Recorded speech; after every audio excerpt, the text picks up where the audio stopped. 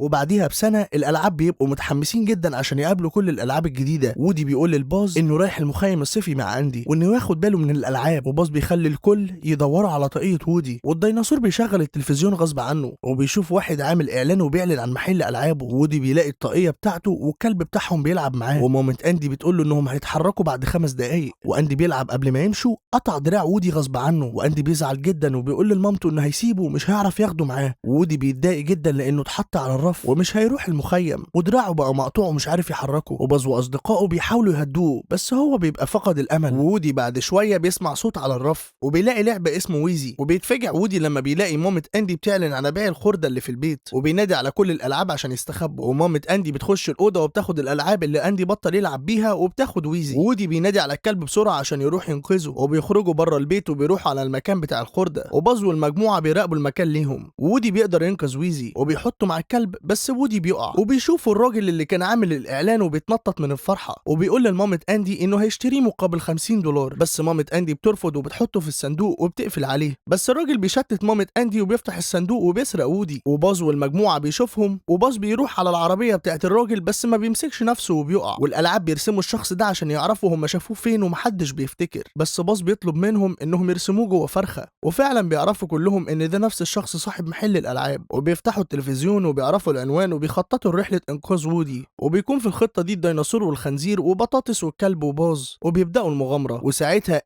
اللي هو صاحب المحل بيروح على البيت وبيكون سعيد فوق ما تتخيل لانه هيبقى معاه فلوس كتير جدا من ورا وودي. وبيسيب وودي في البيت وبيروح على المحل بتاعه. وودي بيخرج من الصندوق وبيحاول يفتح فتحه التهويه ويهرب منها عشان يرجع لبيته، بس مش بيعرف عشان دراعه المقطوع. وفجاه بيظهر حصان بيخطف وودي على ظهره وبيحدفه لصديقته، وبتكون جيسي اللي بتبقى مبسوطه بلقاء وودي، وبتعرفه على المنقب ابوها الروحي اللي لسه ما خرجش من كرتونته. وكلهم بيبقوا مبسوطين جدا بلقاء وودي. وودي بيبقى مش فاهم اي حاجه خالص وبيستغرب جدا لما بيلاقي انهم كمان عرفوا اسمه. والمنقب بيفهم وودي انه لعبه مهمه جدا فوق ما يتخيل، وبيوريه كل التفاصيل اللي اتعملت ليه مخصوص. وودي بينبهر جدا من كل حاجه وبيتجنن لما بيعرف ان في فيلم كرتون اتعمل على حسه، وبيقضي وقت سعيد مع جيسي والحصان. بس وودي بيتصدم لما المنقب بيقول له انهم كملوا وهيروحوا لليابان عشان يتعرضوا في المتحف هناك. وودي بيشرح لهم ان عنده بيت واصدقاء ولازم يرجع ليهم. وجيسي بتعيط لانها ما صدقت لقيته ومش عاوزه ترجع للمخزن تاني، وده بسبب انهم مش هيسافروا لو المجموعه مش كامله.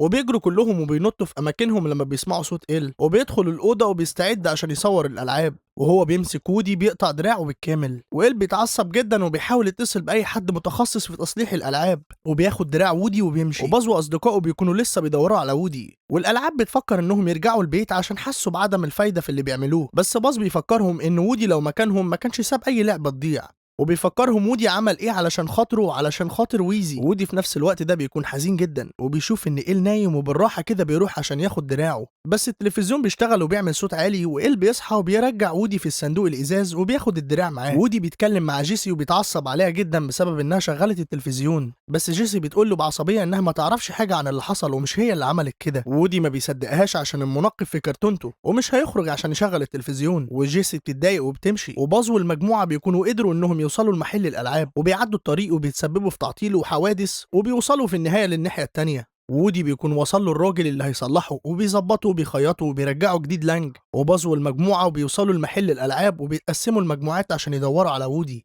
وباز بيشوف نسخه تانية منه، والنسخه التانية مفكر نفسه رائد فضاء، وباز النسخه التانية بيحطه جوه علبه وبيركب مع المجموعه العربيه وبيدوروا على وودي. والمجموعه مش بتلاحظ ان باز اللي معاهم مزيف، وودي اللي بيكون في الوقت ده فرحان جدا بدراعه وبيودع المنقب عشان خلاص هيرجع بيته. وودي قبل ما يمشي بيلاحظ جيسي وهي حزينه جدا، وجيسي بتحكي له انها افتقدت صاحبتها اللي كانت دايما بتلعب بيها، بس صاحبتها كبرت ودخلت الكليه وما بقتش تلعب بيها، وكمان قررت انها تتبرع بيها. وودي بيودعها وبيواسيها وبيستعد عشان يمشي، بس المنقب بيقول له ان اندي في يوم هيكبر ومش هيكون مهتم بيه زي دلوقتي، وهينساه وهيتبرع بيه عشان هي دي حياتهم. فبيتأثر وودي بكلام المنقب وبيقرر انه يفضل معاهم ويسافر للمتحف. وجيسي بتطير من الفرحه لانها مش هترجع للمخزن تاني وحياتها الضلمه خلاص انتهت. والمجموعه في الوقت ده بيشوفوا الراجل اللي خطف وودي وبيسمعوه بيتكلم في التليفون وهو بيحجز طيران لليابان النهارده. والمجموعه كلها بيدخلوا في شنطته عشان يروحوا لوودي. وباز الحقيقي بيخرج من العلبه اللي اتحبس فيها وبيشوف وهو في الشنطه معاه المجموعه، ويروح وراهم وبيرجع إلى على البيت، بس بيسيب الشنطة بتاعة الألعاب في العربية. وباز المزيف بيقرر إنهم يدخلوا من فتحات التهوية ويركبوا فوق الأسانسير ويوصلهم لبيت إل. وباز الحقيقي هو كمان بيعدي الطريق وبيركب فوق الأسانسير. وباز المزيف والمجموعة بيوصلوا لمكان وودي، وبيوصلوا وبيضربوا جيسي والمنقب وبياخدوا وودي عشان يمشوا. وبيجي باز الحقيقي وبيثبت لهم إنه باز صاحبهم وبيوريهم إن اسم أندي على رجله.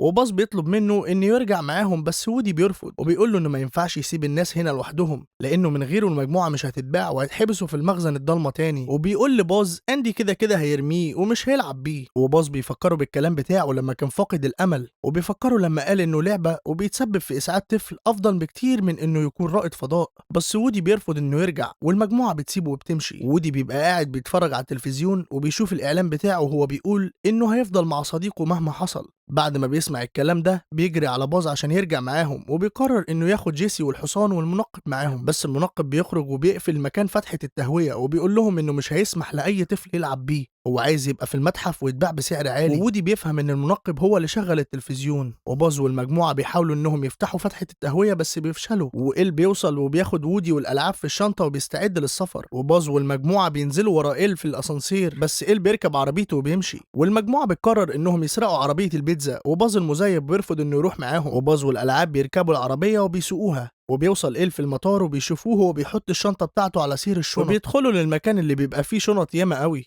وباز بيوصل للشنطة اللي فيها وودي، بس المنقب بيضربه وودي بيهاجم هو كمان المنقب، بس المنقب بيكون أقوى من وودي وبيقطع دراعه. وقبل ما يخلص عليه المجموعة بتوصل وبينقذوا وودي وبيمسكوا المنقب وبيحطوه في شنطة بنت صغيرة. وجيسي بتحاول تخرج من الشنطة بس ما بتعرفش، وبيحطوا الشنطة في العربية اللي هتحرك الشنط جوه الطيارة. وودي بيركب الحصان بسرعة وبيقدر إنه يوصل للعربية، بس بيكون فات الأوان والشنطة بتتحط في الطيارة. وودي بيستخبى في الشنطة وبيقدر يدخل الطيارة وبيخرج جيسي اللي بتبقى سعيدة بيه لأنه وصل لإنقاذها. وودي بيقرر خلاص انهم ينزلوا من فتحة العجل، وودي كان هيقع بس جيسي بتنقذه. وباز والحصان بيوصلوا عشان ينقذوهم. وودي بيقول له انه يبقى قبل عجلة الطيارة، وبيقول لجيسي تثق فيه وبيعلق الحبل في الطيارة وبينطوا وبيركبوا الحصان مع باز. وبعد ايام اندي بيرجع البيت وبيلاقي المجموعة كلها وبيفرح جدا عشان مامته جابتهم له. والصبح اندي بيصلح دراع وودي، وودي بيقول لباز ان اندي في يوم هيكبر بس مش هيزعل لان باز صديقه الحقيقي هيفضل معاه مهما حصل. وفي النهاية لو عجبك الفيديو ما تنساش تشترك في القناة عشان نستمر في كل جديد. أنا أحمد ويلة،